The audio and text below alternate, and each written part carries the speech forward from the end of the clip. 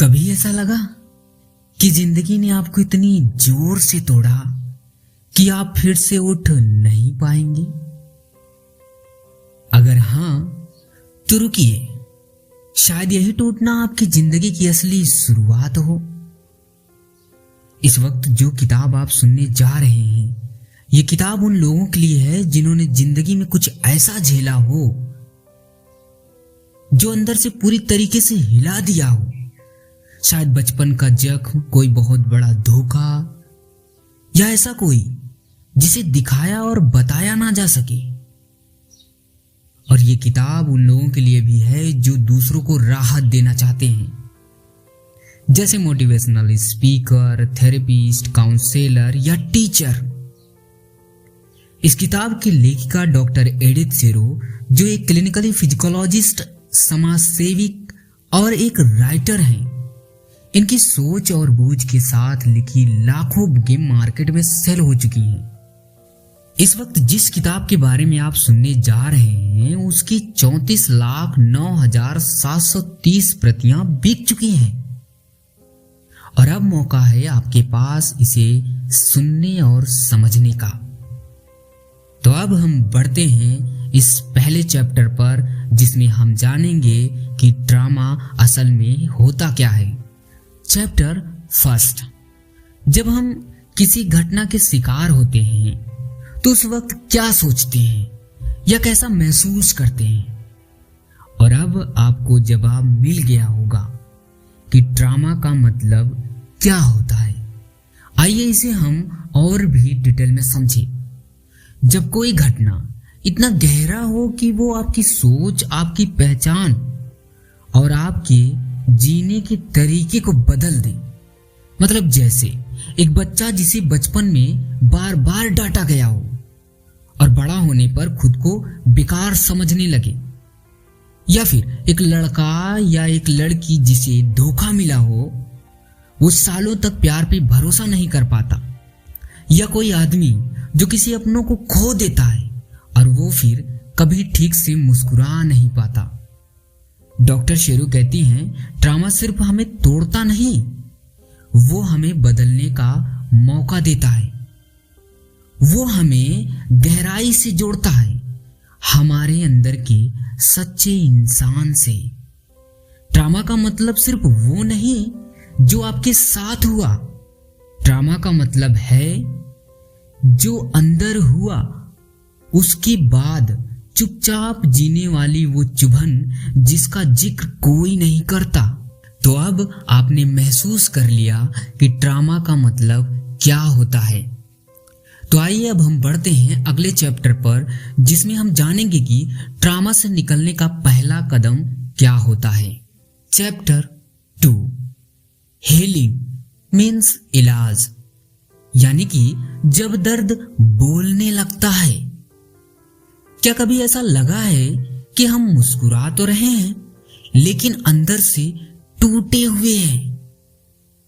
हम रोज काम कर रहे होते हैं लेकिन दिल अंदर ही अंदर रोता है। डॉक्टर शेरू कहती हैं कि हीलिंग तब शुरू होती है जब हम अपने दर्द को पहचानना शुरू कर देते हैं और उससे भागना बंद कर देते हैं। तब हीलिंग की कुछ खास स्टेज स्टार्ट होती है। स्टेज 1, ड्रामा के बाद का पहला पड़ाव होता है क्राइसिस, यानी कि टूटन। इस वक्त इंसान पूरी तरीके से शॉक में होता है। उसका सब कुछ बिखरा होता है, रिश्ते, सोच और पहचान। उसे लगता है कि अब सब कुछ पहले जैसा नहीं होगा। और सच तो यही है कि सब कुछ पहले जैसा नहीं ही होगा। लेकिन ये ही वास्तविक हीलिंग की शुरुआत है। और अब आता है स्टेज 2, जिसे स्टेबलाइजेशन कहते हैं, यानी कि धीरे धीरे खुद को संभालना सीखना। जब हम खुद को संभाल रहे होते हैं तो ऐसे में कुछ नए फैसले लेते हैं, जैसे थोड़ी थेरेपी लेना, किसी भरोसेमंद दोस्त से बात करना, या बस चुपचाप अपने अंदर झांकना। डॉक्टर शेरू कहती हैं कि आपको हीलिंग शुरू करने के लिए खुद को परफेक्ट करने की जरूरत नहीं है, बस आपको ईमानदार होना है खुद से। और इसके बाद आता है सबसे गहरा पड़ाव, जिसे प्रोसेसिंग कहते हैं। यानी कि यहां हम अपने जख्मों को छूते हैं, उन्हें महसूस करते हैं, समझते हैं और फिर उन्हें धीरे धीरे स्वीकार करने लगते हैं। और यही वो मोड़ है जहां हम खुद को दूसरे रूप में ट्रांसफॉर्मेशन कर देते हैं। आइए इसे हम साधारण भाषा में समझें। मान लीजिए आपके घर में कहीं नमी हो और आप उस पर सिर्फ पेंट करते जाएं, तो वो बाहर से तो ठीक दिखेगा, मगर अंदर से वो सड़ता ही रहेगा, है ना? उसी तरह ट्रॉमा को सिर्फ छुपाने से ठीक नहीं किया जा सकता, बल्कि उसे पूरी तरीके से साफ करना होता है, देखना होता है और समझना होता है। हीलिंग कोई जादू नहीं है, ये एक धीमी पर सच्ची यात्रा होती है।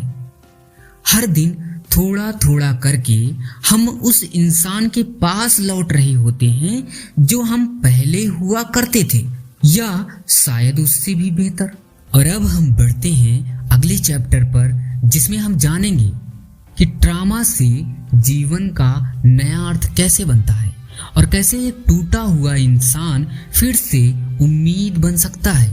चैप्टर 3। डॉक्टर शेरू कहती हैं, ट्रॉमा हमें तोड़ता जरूर है, लेकिन अगर हम ध्यान से देखें तो वहीं से हमारी जिंदगी का नया अर्थ मिल सकता है। कैसे और क्या अर्थ मिल सकता है, आइए इसे हम जानते हैं और भी बेहतर से। फर्स्ट, मीनिंग मेकिंग, मतलब हम उस ट्रॉमा से मिले दर्द को सिर्फ सहते नहीं, बल्कि समझने लगते हैं कि उसने हमें क्या सिखाया। उस वक्त हम ये नहीं पूछते कि क्यों हुआ, हम पूछते हैं अब मैं इस दर्द से क्या सीख सकता हूं।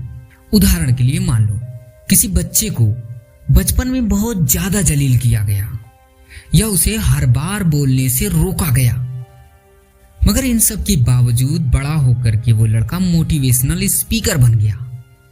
क्यों?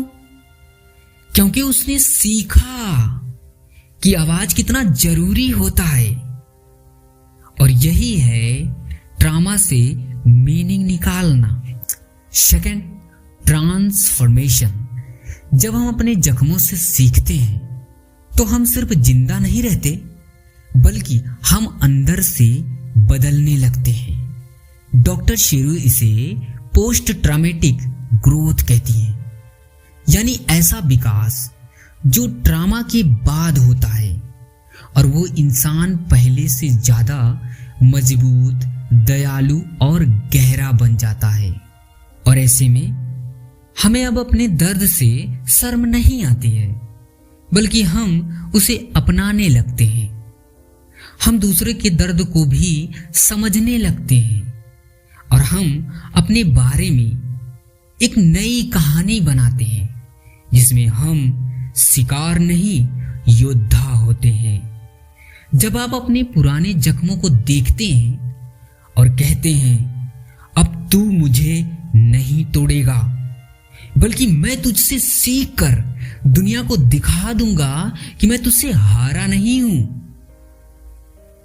और अब हम बढ़ते हैं अगले चैप्टर पर, जिसमें हम जानेंगे ट्रॉमा को कैसे अपनी जिंदगी से पूरी तरह से निकाल फेंके, ताकि हम आगे बढ़ें बिना शर्म, बिना डर, पूरी तरह हिम्मत और शांति के साथ। चैप्टर 4। ट्रॉमा से उबरने के लिए कोई सीढ़ी नहीं होती है कि जिस पर चढ़कर आप पार हो जाएंगे। ये एक आजीवन आपके साथ रहने वाला एक अनुभव होता है, जो हर बार अलग अलग रूप में आपके सामने आता रहता है और शायद आगे भी आता रहे कभी कभी। मगर जब इन सब के बावजूद आप ट्रॉमा को स्वीकार कर लेते हैं, तो अब दर्द दे या ना दे ज्यादा फर्क नहीं पड़ता। क्यों? क्योंकि वो अब आपके पहचान का एक हिस्सा बन गया है। अब मैं अपने बीते हुए दर्द से भागता नहीं, अब मैं अपने बीते हुए दर्द से भाग नहीं रहा और ना ही मैं उसे छिपा रहा हूं, बल्कि मैं उसे स्वीकार कर रहा हूं और उसे अपनी जिंदगी में जगह दे रहा हूं। डॉक्टर शेरू कहती हैं, ट्रॉमा को पीछे छोड़ना जरूरी नहीं है, बल्कि उसे अपनी जिंदगी में जगह देना जरूरी है। बिल्कुल ऐसे जैसे कोई पुराना जख्म आपकी त्वचा पर हो। वो कभी कभी दिखता है और कभी कभी नहीं दिखता, लेकिन आप उससे डरते नहीं, घबराते नहीं और ना ही उससे शर्माते हैं, जबकि वो आपको कभी कभी याद दिलाता रहता है कि आप क्या थे और अब क्या हैं। आपका जख्म आपको याद दिलाए या ना दिलाए, फर्क इसलिए नहीं पड़ता क्योंकि आपने उसे अपनी जिंदगी में जगह दे दिया है। और अब हम बढ़ते हैं अगले चैप्टर पर, जिसे हम कंक्लूजन कहते हैं, जिसमें हम जानेंगे कि पिछले 4 चैप्टर में हमने क्या सीखा। लेसन 1, ट्रॉमा कोई भयानक घटना या हादसा नहीं है, बल्कि उस भयानक घटना या हादसा का असर होता है जो सालों साल महसूस होता रहता है। लेसन 2, ट्रॉमा से हमें भागने, घबराने या उसे भूलने की जरूरत नहीं है, बल्कि उसे दिल से स्वीकार कर लेना चाहिए कि ये मेरी जिंदगी का एक हिस्सा है। लेसन 3, अगर आप किसी बात, किसी घटना या किसी के द्वारा धोखा दिए जाने पर आप आहत हो चुके हैं, तो इसका मतलब आप एक सच्चे इंसान हैं। और कहते हैं ना, इंसान हो या मकान, टूट कर ही बनता है। लेसन 4, आपके जैसे लोग ही दुनिया को समझदार और दयालु बनाते हैं, क्योंकि आपने दर्द देखा है और अब आप दूसरों को समझा सकते हैं। तो ये था डॉक्टर एडिथ सरो की लिखी बुक का निचोड़, जिसे आपने अभी सुना। और आपसे एक रिक्वेस्ट है, अगर ये बुक आपके समय का फुल वैल्यू दिया हो तो मैं चाहता हूं कि आपके दोस्त, आपके फैमिली या आपका कोई भी कलीग जिसे इस ऑडियो समरी की जरूरत है, उन तक ये समरी जरूर शेयर करें, ताकि इसे सुनकर शायद उनकी भी जिंदगी में बदलाव आ जाए। और आपको ये समरी कैसी लगी और क्या अच्छा लगा, इसे कमेंट करके जरूर बताना। तो तब तक रखिए अपना ख्याल, मिलते हैं अगले ऑडियो समरी में। जय हिंद।